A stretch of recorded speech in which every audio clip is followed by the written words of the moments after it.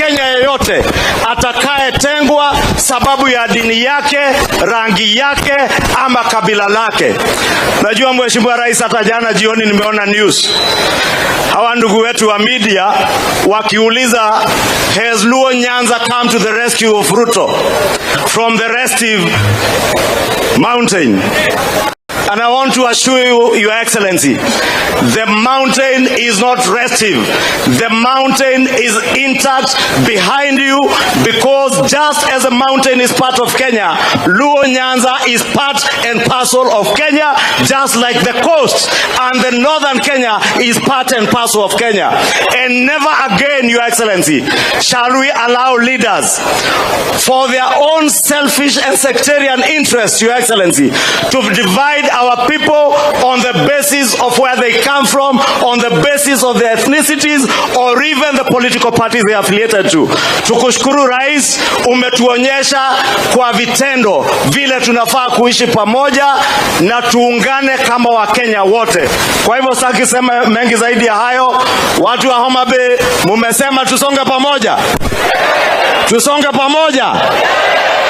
Rais William Ruto akiwa hapo, John Mbadi akiwa hapo, na baba akiwa AU.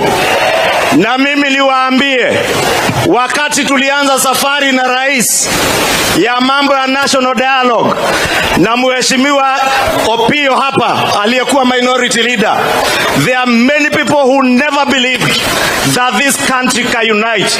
But Your Excellency, because you and Baba Raila Odinga, you believed in the greater good of all the people of this country. You have united our country, and we shall remain united.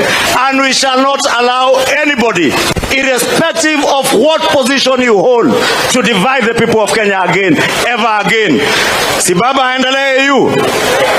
Mumesema baba anguke nayo pia AU?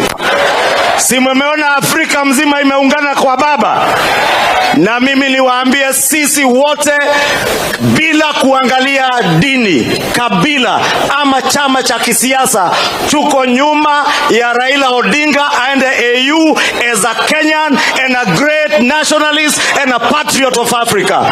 Kwa hayo mengi, naomba kwa heshima mnikubalie nimkaribishe Mheshimiwa Governor wa hapa. Mnajua Governor hapa?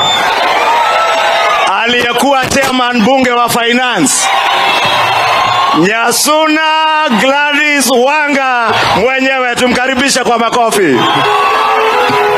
Asante sana.